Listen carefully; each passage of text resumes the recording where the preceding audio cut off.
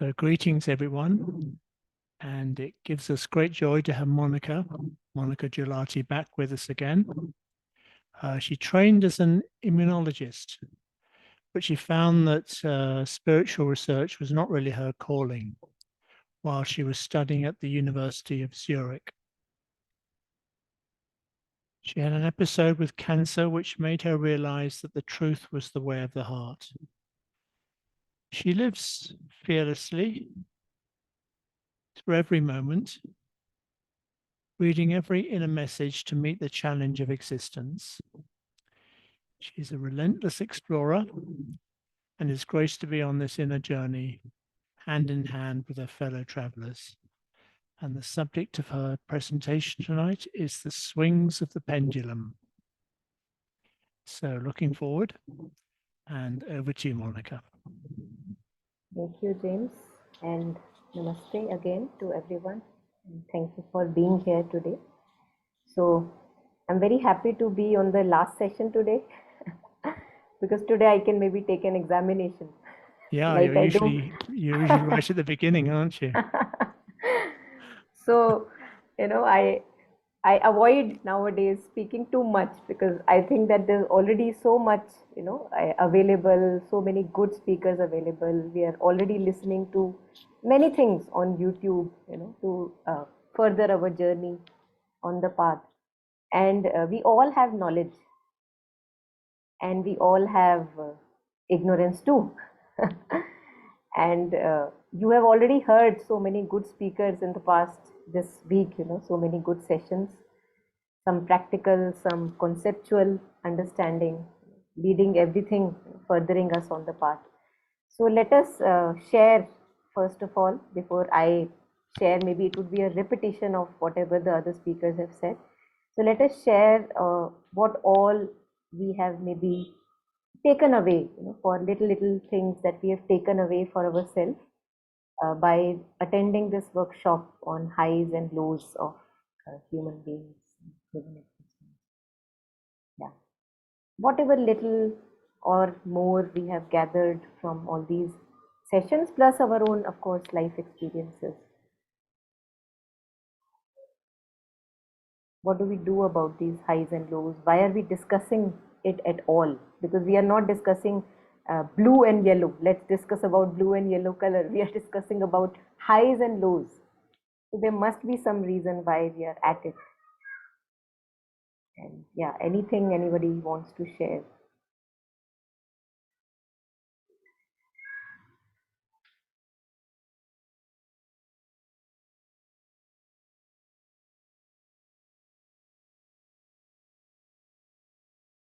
I should call every speaker and say no one is speaking.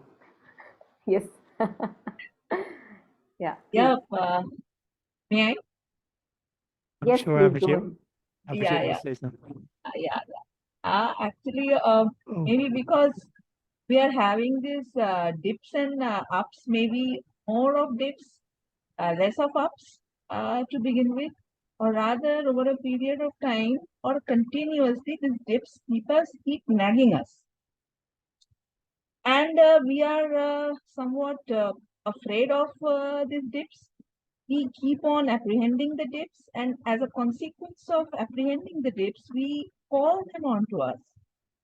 Not only that, this our conditioning has somehow made us frightful of these dips, and we are basically terrorized by our errors. We don't want to accept our errors, as if we have committed some crime. It should not be, these errors should not be. Basically, these errors are stigmatized. They basically stigmatize us. And while we are looking at the outside, we keep on saying this should not be done or that should not be done. But a time comes when we start looking inwards and then we start finding faults only within. And one quote, and then all of a sudden we have this light. For a day or two, we are on the high, and then again this light recedes and we are just down in the dumps. So one quote of Sri Aurobindo, this keeps on coming, that this despairing, this hoping violently and then despairing swiftly. This sounds so means it seems like a fiber of the being, means we are just hoping violently and despairing swiftly. So when this workshop came along, this human highs and lows, and this is basically my first session. James knows this. This is my first online session with you all. So somehow this pulled me. This pulled me because this is something very close to my heart. Since childhood, I have been having this without knowing why. I have been having these highs and lows, highs and lows. So this is it. Maybe this is the first time I have spoken out so frankly.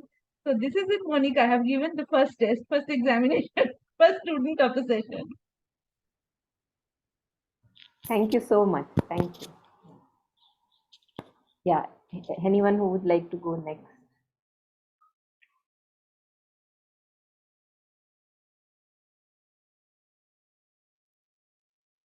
Yeah, I would like to speak. As a sadhak of yoga, the goal of yoga, according to Bhagavad Gita, is samatvam yoga uchyate, which is the equanimity. And that is the goal. And to reach that goal, we have to understand the reason behind the highs and lows. The highs and lows are the impediment to reaching that goal, because we need to be in that state of equanimity, both in the inner being and in the interactions with the outside world. So I think this course helped me understand the nature of the vital in a much more deeper way. And I especially enjoyed Dr. Soumitra Basu's session because it helped me really understand where the problem is and where I need to work on to reach that state of equanimity. Yes, Thank you. Thank you so much. Thank you, Deepti. Yeah, rest of us, whoever must have heard the earlier sessions and maybe reflected upon them, gathered some wisdom for our journey. Anyone?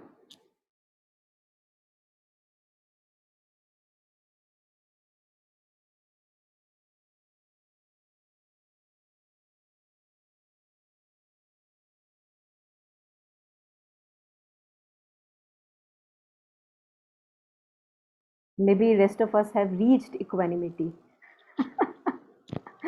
already. There's no need to speak. Why should we speak? Yeah. So anyway, let's maybe take it further. So first of all, I would like to thank you, those of us who shared a little, giving us an idea of that it was a reflective and helpful workshop. As Shushmita ji started with, that we won't be discussing about blue and yellow because neither blue troubles us nor yellow. But we talk about highs and lows because the lows specifically, they trouble us. They, as she uses the words, we are resisting the dips. We don't like the dips. At times we are afraid of the dips also. Now imagine a child. We all have seen little children trying to walk, gain their balance. Imagine that what would happen if a little child, before he begins to walk, has an already developed mind, like us, developed or I don't know, badly conditioned, and he's falling, poor fellow, and he's saying that, why am I falling? I don't want to fall, I just want to walk. He won't be able to walk. He won't be able to walk. So like that, we are all in this, as Mother says, this is adventure of consciousness. And the highs and lows and the dips and whatever, the ups are just part of that series of this beautiful adventure of consciousness. Imagine an adventure where you already have a well-charted path in front of you. I mean, no fun. There is no dip, there is no high, there is just a flat field, everything is known, everything is mapped. What's the fun? It can't be called adventure. So adventure of consciousness, mother says that when mother talks about the story of creation, where we can read in detail directly from mother's words, that would be nice, but I will just paraphrase it. She says that when the supreme creator brought out from himself this Shakti aspect, the Aditi, the divine mother, he gave the task of creating the creation to her. And the divine mother, she brought out these 4 aspects from herself, which were, if I'm not wrong, truth, bliss, consciousness, and maybe immortality, all the beautiful things. And as if, you imagine that you give money to a person, that go buy this money, something for myself, you give a list that go with this money, you get these things from the departmental store. Now the guy goes out and now he thinks that the money is mine. I can do whatever I like with this money. So this is what mother says kind of happened with those powers that went out to create the existence. They upturned, they inverted. So bliss became suffering. Truth became falsehood. Immortality became mortality. That's why we have death. And light became darkness. So what are exactly these aspects? I think better to read mother's words. But I'm just paraphrasing it, that everything which is good and positive, it just turned into its opposite. Now, to set right the creation, an aspect of the divine went into the creation so that the creation can be brought towards its own source and origin. And that is why all of us have this light within us. And that is why we can recognize the darkness and move towards the light. Right? All of us can recognize the words of light wherever we get it. We may get it in a book, we may get it on a Netflix video that we may be watching, some talk that we may be hearing, some child is playing, we recognize the light. So there is this light in us, the light of consciousness, that recognizes that light, and also that recognizes wherever is the darkness within us. If not for the presence of that light, we cannot travel this path. So mother says that all the souls willingly to help the divine mother, plunged into this adventure of consciousness, that let us bring the whole creation from darkness to light. Now that is why we have highs and lows, because in one day we don't have light, like Shushmita ji was sharing, that we have something, then it fades away, right? We have this light, we have this major experience in our life, maybe a near-death experience or some challenging disease that we go through. We have this, like direct path put in front of us. But we see that the intensity of that path fades in time. The intensity doesn't stay with us. And to revive that intensity, we have to read more. We have to again and again remember mother. Maybe we have to remember and offer, because we forget. There is blindness, there is ignorance. So that is the design, that is why we have highs and lows. And Vedic rishis also, I think you must have heard from some speaker already, that Vedic rishis had these days and nights on which, as if they said that the seeker is suckling, like one suckles on the breast of the divine mother. So days and night both are giving nurture. Our pain and suffering gives us nurture. All of us, if we have had challenges in our life, don't we know? We know that how much of intensity and conviction our sufferings have given us. So why do I blame the lows then? When I am learning equally from the highs and maybe more from the lows, what is the point of blaming the lows or resisting or being afraid of the lows? And if I have truly gotten through some true experience, some true realization from my lows, my suffering, my pain, my emotional challenges, Deepti ji was talking of the surface vital, very obstinate, very resistant. If I have truly been through one or couple of challenges and have learned something about my own self, this machinery with innumerable parts. If I've learned about it, then I would actually say, do naman to the divine, that thank you for giving me that law. Otherwise, I would not have understood what is this ego consciousness, where is it coming from.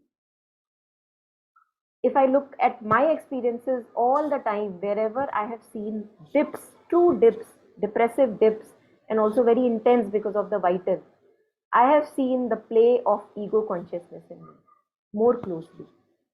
So we can be thankful for that low, because that makes us turn into a high. Now again that fades, and another experience comes which gives us a low. So Dr. Alok Pandey, he uses one beautiful example in one of his talks, where he says that imagine that there is this family walking, and there is a father and a mother and little children walking together. Now the pace of children is not equal to the pace of father and mother, right? And the father and mother walk ahead, but the children are left behind. So what would the father or mother do? They'll stop for a while, or maybe they make a U-turn to maybe catch up pace with the children. Now the children is all the stuff which is coming from matter side, mind, life, body. Our thoughts, we know they are not pure, they are impure. Lots of negative loops are there. Thoughts are not totally turned to the divine. Life, our vital energies, they're all turned towards disturbing emotions most of the time. And our body, getting tired very easily, being lazy, having lots of tamas and inertia, not being able to follow a discipline. So all this thing that is coming from the matter side is full of a darkness. We can't help it because that is the design of creation. We don't. Sushmita, you were sharing that at times it brings us shame, as if we are sinners. We are not sinners. We are willingly adventuring into this beautiful adventure. Then if we are sinners, then all of us are sinners. We are all in the same boat. Even an avatar would be called a sinner only then, because he is doing the same journey. So who is a sinner and who is divine? Everyone is divine and everyone is a sinner. No? So this is the design of the creation. The journey is from darkness to light. I don't have to blame myself for darkness, because what would be the adventure if there is a well-charted map in front of me? I would not even want to get up for that adventure. I want to get up for that adventure where I don't know. There may be different things I will find. Maybe I can die. A fearless adventure. Maybe I can die. Who knows? But then I would know what death is. So an adventure is beautiful only when it has unknown aspects, and aspects which we can't fathom. And that is why we can't fathom this mystery of life. It's mystery of life, right? The moment we begin to fathom it, it flies away like a butterfly, The moment or a squirrel, the moment you try to catch it, it just slips away, or like a fume coming from perfume. But we can experience it. So we have experiences of highs, very happy to have those experiences, and we have experiences of lows, and the experiences of lows also bring me closer to mankind in general, because only through my suffering, through my pain, I recognize the collective human suffering. That just like how I suffered through this narrowness and constriction of my ego consciousness, how billions of us suffer when they are so constricted. That gives me empathy, that gives me, like a grounding, like I am not here above since I'm speaking. We are all on the same ground, since all of us have highs and lows. We can't help it. And we don't have to help it, we just have to go through it. Shamelessly, Mother uses the word, dust off your pants and shamelessly rise up. Because if you are shameful and guilty, then you will not be able to rise. So we can be so glad that we have this aspect of shamelessness. A child has that aspect of shamelessness. We have to be all children of the divine. We are all children, no matter how big we may be in our degrees or how many speeches we may have given. We are still children. We are still in nursery grade if we look at the ladder of consciousness that we have to travel. So if we become shameful only when we have this baggage in us that, oh, I have been walking on this path of sadhana since 20 years, 30 years, and look, here I fall again. So when I have that baggage in the mind of 20, 30 years of being a sadhak, then only I mind a fall. A little child who is learning to walk, 2 years of age, 1.5 years of age, he doesn't mind the fall. But an adult, if he falls, he looks here and there, who was able to see that I fell. So we better to be a child of the divine and knowing that we all are falling and crawling and on our knees, and it's beautiful to be on our knees because that gives us this grounding that we are not perfect and we are all moving towards a perfection which we have a glimpse of, maybe that's why we are moving towards it, but we still are steeped in ignorance, and there is nothing to be ashamed of. In Savitri we have so many beautiful lines, and nowhere Sri Aurobindo would say that be ashamed of this, you poor fellow, what are you doing? Nowhere he says that. He says that's the journey, that's the design. Embrace the design. Embrace the highs and lows like a ladder and move forward. Always, Mother uses the word always forward, always forward. Dust off your pants, shamelessly rise up. So then there is no problem with the highs and lows. Everything is, and Sri Aurobindo also uses the word divine diplomat, uses each fall for a greater rise. All of us are aware how our falls have made us into whatever degree of beautiful human beings we are right now. It is because of the falls that we are there. If not for the falls, only highs will have made us arrogant. No? Look, I am a scholar, given so many speeches. But if not for the falls, they are the ones which open our heart. Connect us with, empathize with, collective human suffering.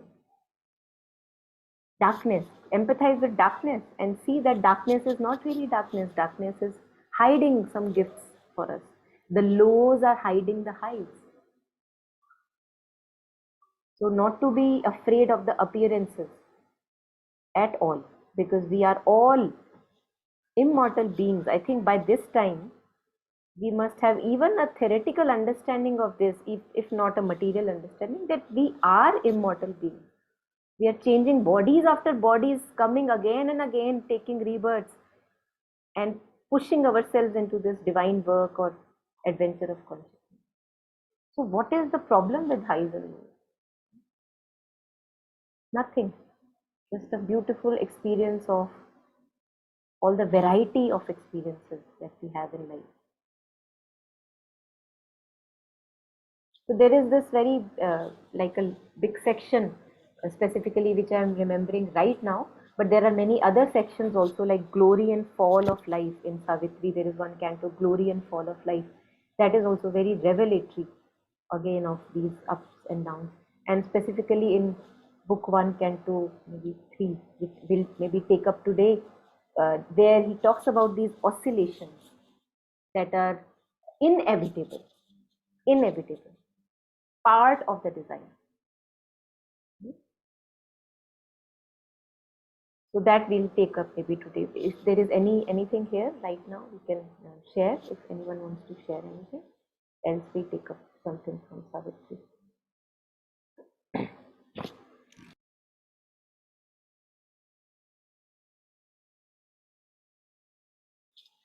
Okay, so let's go ahead. Let's take something from Savitri. So here he shares how we have highs, but the highs do not stay. And then we have falls, and we are the ones who are calling the falls because we are used to the falls. So here, so this is book 1, book of beginnings, canto 3, the yoga of soul's release. So this is the yoga of King Ashwapati. Only a while at first these heavenlier states, So this is what we call hive. Beautiful meditative experience or glimpse that we have. Only a while at first these heavenlier states, these large, wide poised upliftings could endure.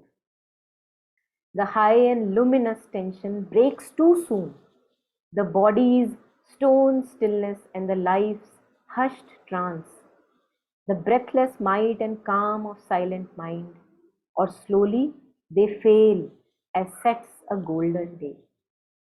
The restless neither members, the mind, life, and body, tire of peace. Now, this is very interesting. Our containers are like plastic cups.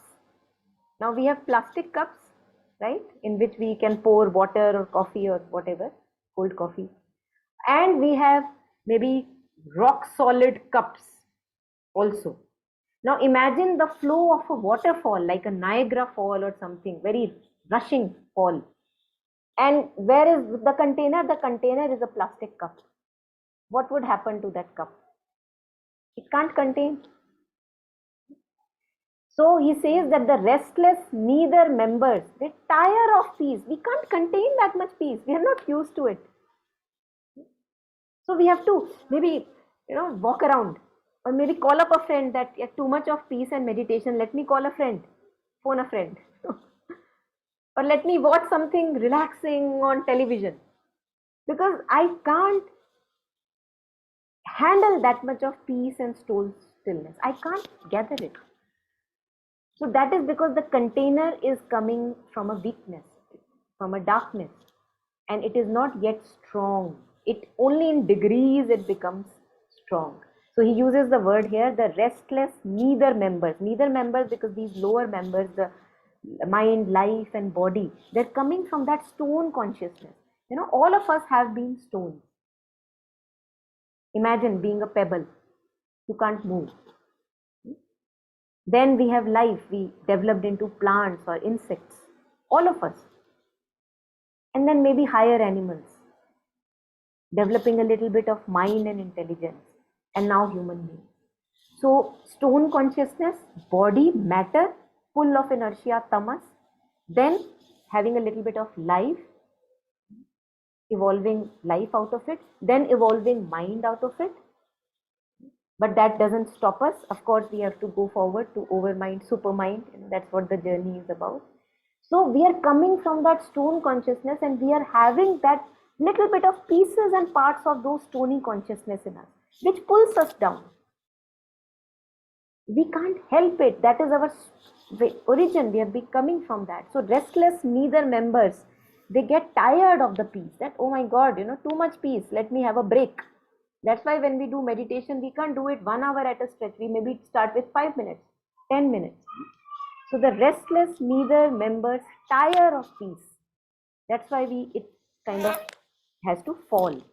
The nostalgia of old little works and joys, a need to call back small familiar selves, to tread the accustomed and inferior way, the need to rest in a natural pause of fall. As a child who learns to walk can walk not long. He gets tired. He goes to mama's godi, mama's lap and rests there. And then maybe, after resting, then he begins again. Like that. Replace the titan will forever to climb on the heart's altar, dim the sacred fire. So, like this, we slowly, in pieces, in parts, in degrees, we have to get along because there is no other way. We get tired because of the origin from the matter, darkness, the inconscience of the matter. Then he says, an old pull of subconscious chords renewed. So you remember some old stories in your mind. You are doing meditation, good time you have it. Now after some time you will remember some old story, some present commentary which will call you. The thought will appear very, very important. You will think that, no, I have to think about it. How did that person dare to say that word to me? I have to think about it. So an old pull of subconscious, our patterns, thinking patterns, feeling patterns, they draw us, they call us like, they're glitter. An old pull of subconscious chords renews. It draws the unwilling spirit from the heights. So the spirit may not want to come down from that meditative voice, but you are called. Or a dull gravitation drags us down to the blind driven inertia of our base. So this tamas of the body, which says that, oh, let me rest, I'm so tired of sitting. Too much of sitting today in meditation. I can't do that anymore. This too, the supreme diplomat can use. He makes our fall a means for greater rise. So our conviction gets strengthened. We say, no, I have to be on my toes again. Or we get conviction because of our falls. That I don't want this much of chaos in the mind that old patterns bring me. I want to renew my practice again. I want to maybe give more time to inner practice.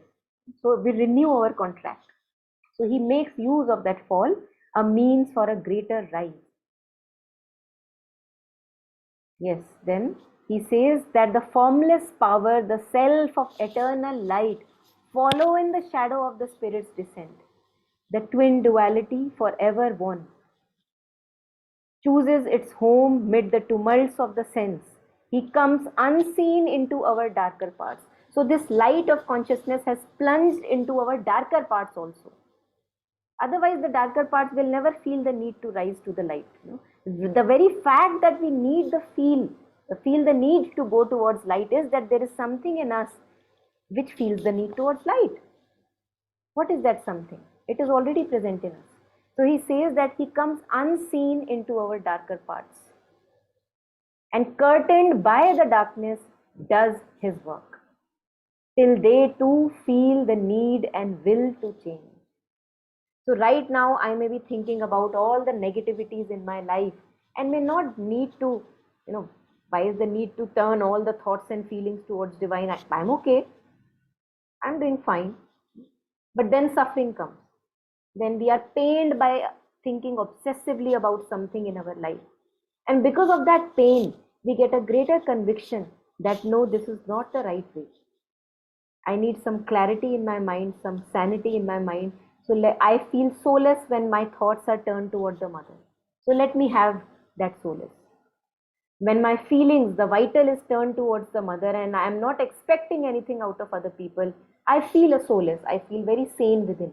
So that's why I would do it. So slowly, because of our negative experiences, we turn towards the divine, which is our destiny. If I put my hand into fire and my hand does not burn, will I ever take my hand out of fire? Why will I do that? If it doesn't bring me pain. And that is why there are many diseases which are caught at the last stage because they did not bring you any pain. There was no symptom. So pain is a helper. Pain tells me, my suffering tells me, the lows tell me that it's a red signal. Beep, beep, beep, beep, change your path. Something is not okay. Something is not okay. So the lows are made use of to again set the inner compass right. So here it's what he was sharing. Till they too feel the need and will to change. The mind feels that no, I want sanity, I want clarity, I want a little bit of quietness in the mind. All here must learn to obey a higher law. Our body's cells must hold the immortal's flame. So slowly, their taste will change. Right now, their taste is bad. We continue to think of so many negative things and we don't feel sad about it. We are okay. That's a part of our life. So our tastes are very bad. We have bad tastes. Those tastes slowly have to change. We have to develop a refined taste. So that till they too feel the need and will to change. Else would the spirit reach alone its source. So the spirit is all light. It can say that I want to just go to light, but then the mind, life and body will not change. They are the ones who are like children, reducing the pace of mother and father going ahead. In one of the couplets by Kabir, Saint Kabir, He uses like as if there is a cart, and the cart owner is Ram, the divine, and he requests the divine that please tread slowly, because I can't keep up with this pace. So the owner, the cart, who is the bearer of the cart, that is the divine, the Ram or Lord, and he's doing it like a little faster. Now the spirit is very fast, but the neither members are not that fast. So he says, "Zara halke gaadi haako, O Ram gaadi wale." In one of the bhajans by Kabir. So means, please tread slowly this cart, take it slowly ahead. I am very frail and fragile. I can't keep up with this pace. So the mind, the life and the body, the feelings, the thoughts, emotions takes time so that they become slow, totally pure. Because we don't have the taste of purity.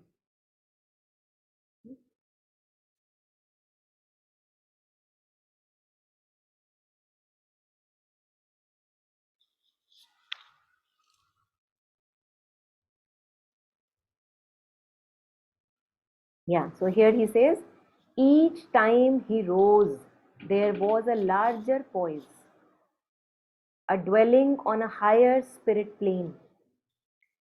The light remained in him a longer space. In this oscillation between earth and heaven, in this ineffable communion's climb, there grew in him, as grows a waxing moon, the glory of the integer of his soul. So slowly all these experiences, highs and lows, they make the soul come forward in this oscillation between earth and heaven.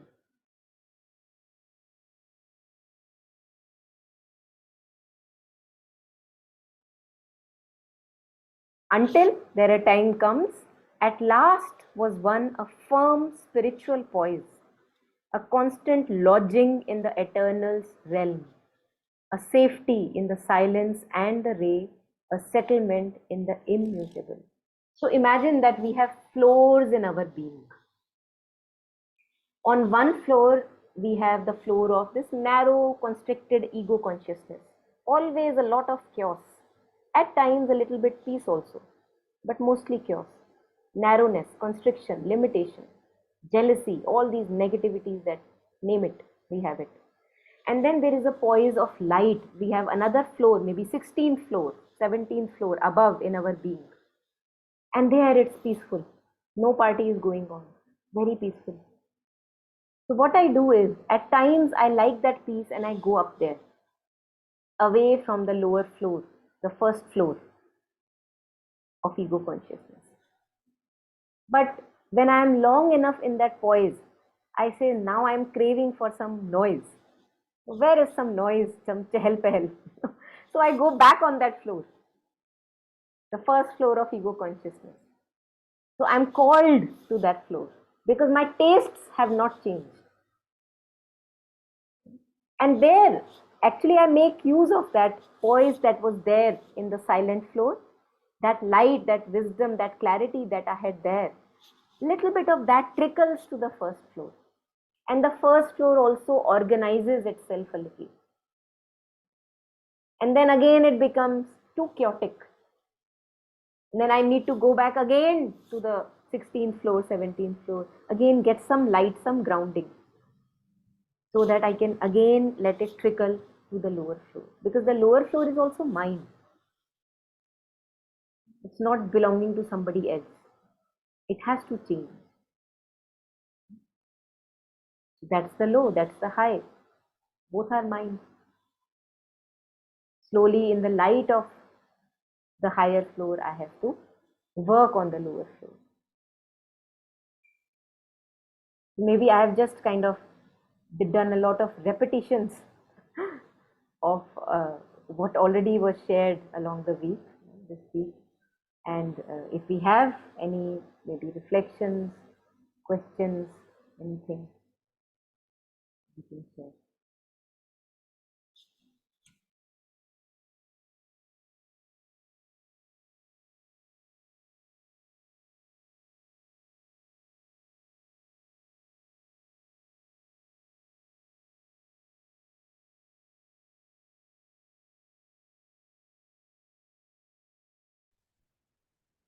Yeah, I have one question.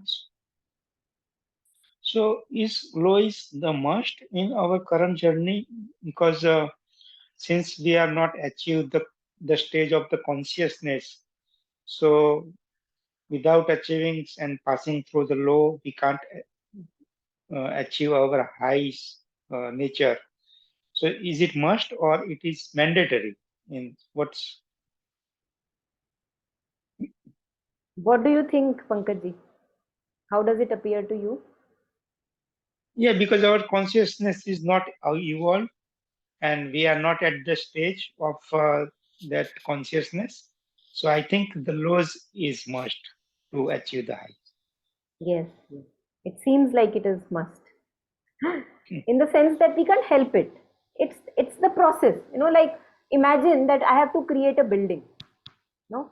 Construction of a building. Now, if I ask the building constructor or the architect, do I need a foundation? Is it a must, the foundation? Because I just want those 16 floors, but what do I do with this? You're digging, digging, digging, and digging, continuing digging. Why do we need the digging? And the constructor will say, are you mad? This is how things happen.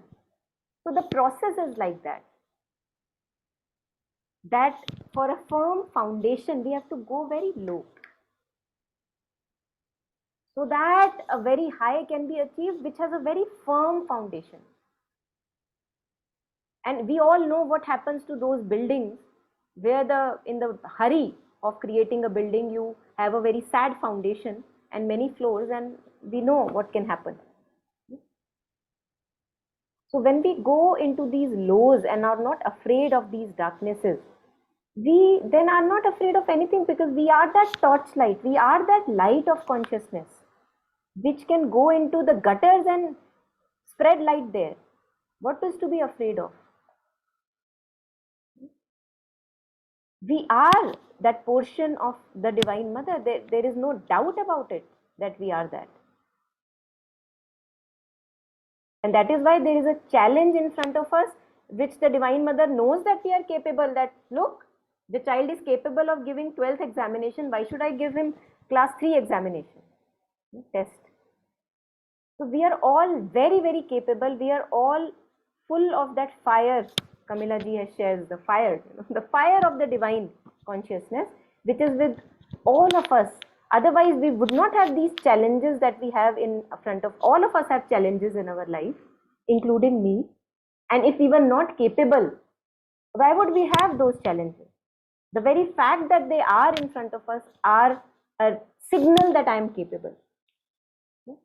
In the canto, The Way of Fate and the Problem of Pain, where the queen, the mother of Savitri, she is becoming very disheartened. What is this creation?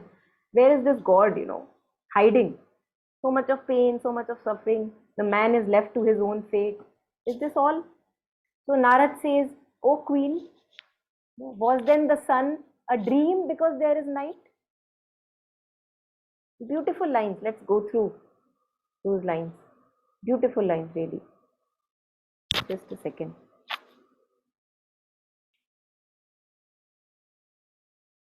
Yeah, yeah. So in Savitri, we have answers to, of course, all of us know all our questions. Now here, he says, was then the sun a dream because there is night? You are complaining so much about this is what mortal realm is, so much darkness, so much, whatever turmoil. Hidden in the mortal's heart, the eternal lives. He lives secret in the chamber of thy soul. A light shines there, nor pain nor grief can cross. But a darkness stands between thyself and him. Thou canst not hear nor or feel the marvelous guest. Like there is a curtain in front and we don't even know that we are having the Divine Mother in us. There is a curtain that comes of blindness and of ignorance. A darkness stands between thyself and him. Thou canst not hear nor feel the marvelous guest. Thou canst not see the beatific sun. O queen. Now he talks about that curtain that is there. What is protecting, not letting me see the sun inside of me? O queen, thy thought is a light of ignorance. Its brilliant curtain hides from thee God's face. So as long as I consider all my thoughts and feelings to be concrete and real and yes, true, true, true, true, true, the more true they appear to me, the more thicker that curtain is between that beatific sun that is present in me and my sight.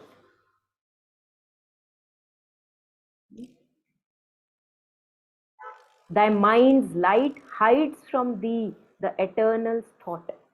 Thy heart's hopes hide from thee the eternal will. Thence, now he talks about, now is the need for the pain. Thence rose the need of a dark, intruding God, the world's dread teacher, the creator pain. Where ignorance is, there suffering too must come. Thy grief is a cry of darkness to the light. And then, of course, it goes on, and beautiful lines one must read in one's silences, the whole canto. So, as Pankaj ji was sharing, that it is a must because ignorance is there. Ignorance is like I am walking on a road and I don't see the signals. If I don't see the signal, then accident has to happen, which will tell me next time to see the signal, right? So, ignorance is like that.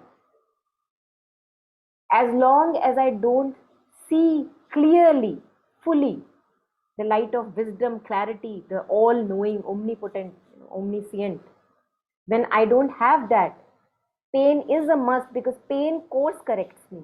The lows are my course correctors. The red light is my course correction. Stop!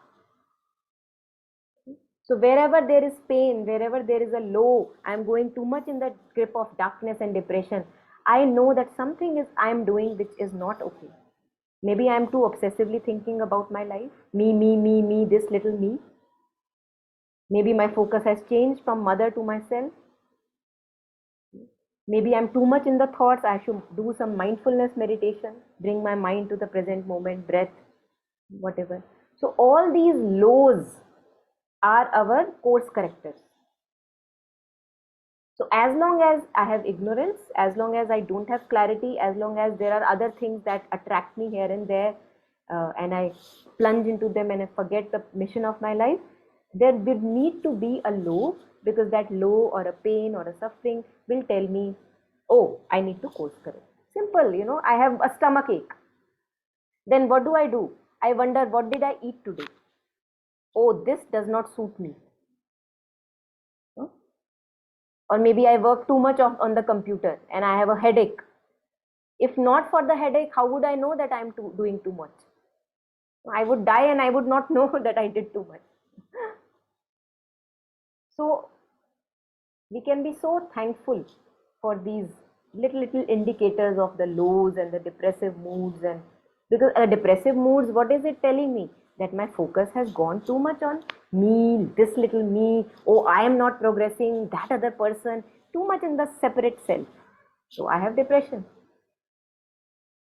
And then again I course correct. I remember mother's words that may all the experiences of life teach me self-forgetfulness. And when I am self-forgetful, I am okay. When I am healthy, I am happy. I'm not thinking all the time obsessively about myself. When I'm offering myself to somebody else's work, I'm okay, I'm cheerful, not obsessively thinking about myself. So all these things are just helpful reminders. And as long as we have ignorance, we need all these reminders, which is a long time. So let us be ready for a long journey, many lifetimes maybe. Let us embrace all these friends on the path. Yeah, so any last comments or suggestions, anyone? Yes. Monica? Yes, Actually, please. this again leads me back to from where we have started about those dips and ups and highs and lows. And this reminds me of something, a paradoxical thing, that when we are beckoning the light, we can't hide from the darkness. And because it's specifically about those lines, light, endless light, darkness has room no more. So when God's contract with ignorance is torn, then we can't just hide. We just can't hide, and we have to embrace that. So it is basically just it just somehow completed the thing from where we had started, and from where to where this quote brought me. So this is what I wanted Beautiful. to share with you. And, it's such a nice presentation and session that you have led us to. Beautiful. Thank you, Monica. Thank you. Thank you. Thank you. It's like, what you were sharing, that now next time there is darkness in front, I'll just like do like this. Now, something I have to work upon, because otherwise, Yes. where is the challenge? Where is the challenge? Yeah. Yeah. Anybody else? Yeah, Monica, beautiful analogies. Thank you very much. Wonderful analogies, because those things really stick to the mind. Because otherwise, if we think, as you said, a lot of things we hear these days, but if we try to reflect what we heard maybe a month ago, 7 days ago, hardly we remember. Just the feeling, that someone said something very nicely. Then what is it really? It's also a business of the mind, So the mind is very forgetful, full of ignorance. So the crux of the matter is that what impetus it gives it the feelings, the total being, the comfort, or the deficiencies, if we can realize. That is it, one thing. And it just came to my mind is that if we can have that witness self, in the journey of highs and lows, the Shakshi Bhav is said. Whatever we listen, whatever we try to express, whatever we do, if we do all these things from a distance, then perhaps these pains will, gradually minimize and disappear. If we can identify and maintain a distance strictly, with that witness self. So that's very important. Otherwise, if you're engulfed in the darkness, in the lows, it's very difficult. For someone who is away, he or she doesn't realize really the troubles, the pains, the distress, the sufferings of someone caught in such kind of lows. So I think everyone from infancy, as a child grows, has to be taught some kind of awareness that to observe from a distance really. That witness self is very important to make a journey enjoyable, to really have the courage of this adventure. Once again, a beautiful presentation and with full of analogies which really sticks to the mind. Thank you very much. Thank you so much, Abhijit ji. What you shared, very important, relevant. I'm glad that you brought it up, the witnessing consciousness. And I have seen that it is in the moment of our most sufferings.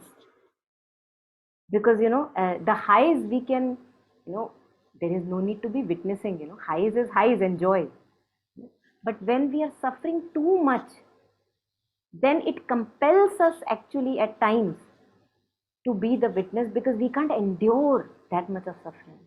So we have seen that there are many, many stories of very beautiful masters, even in Buddhism and other masters, who, because of their too much pain in their life that they were having, they were able to develop this aspect of detachment, or the witnessing bhava that you said, and it is a must, in Synthesis of Yoga, 3 chapters: the release from the ego, the release from heart and mind, and the release from the subjection to the body. In all the 3 chapters, Aurobindo actually elaborates on this witnessing bhava that you brought up, that how important it is for the journey to go forward.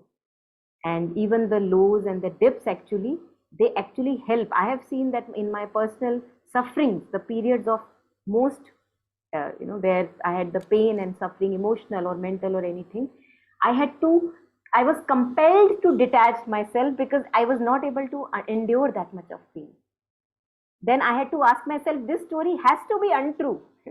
This must not be happening to me, because this is just too much. And that compelled me to take that, the witnessing consciousness, because as you said, rightly, it should be part of education to develop that mindfulness and awareness. So And that is what in integral education we actually take it into consideration to develop that witnessing aspect in children since they are little. And if we don't have that as children, no matter, with our all the turmoils, we can develop it. Never too late. Mother says it's never too early, but it's never too late. Both. Yeah. So thank you, Abhijit ji, for bringing that witnessing self up. Yes, Dipti, please go ahead. Yeah, thank you so much for this wonderful session, and your energy is so vibrant and we can feel it and feel so positive about it. I think my biggest takeaway is that there was some shame related to the lows. And I loved what you said about being shameless and then rising up and, going forward. So I think that's the work that needs to be done to work on the shame and not feel so shameful about the lows. Thank you. Beautiful. Thank you. Thank you so much. Any last comments before we end? Yes, Sumiti? Monica, I had these questions and I think I dived deeper while you were talking. It's beautiful. That is pain necessary? Like you described it so beautifully in many ways, how it is an instrument in terms of our journey. And then the question arises, is it the only way? Is there another way? Or pain is the only way? Yes, yes. So while you were talking about lows and highs, so when we are talking about the low, there is a high also. And when we are talking about the high, even that can be a motivation. Being in those ecstatic states has given you a taste, which you can dwell in, and nothing matches up to that taste. So that can also be a motivation to move on that journey so that I don't become addicted to the lows to move forward. And it's in that stability which comes after a period of time when we have experienced both those lows and highs and their motivation, that you realize that the awareness can turn to itself and be aware of itself. Then there is no low and high in that state. It's just that what we call as presence, and you become aware of that. And they all are part of the journey. So it's amazing in this way. When I look at it, it's beautiful. The whole process and the understanding, and when the clarity comes, it's like aha kind of a moment. Yeah, beautiful. Yes, thank you.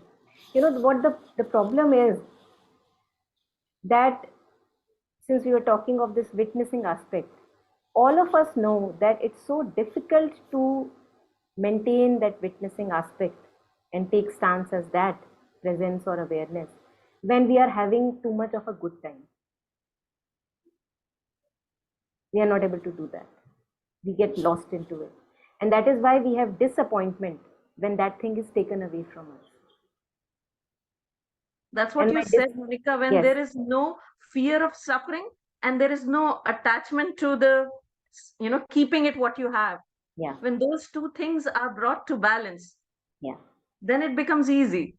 Yes, yes, yes.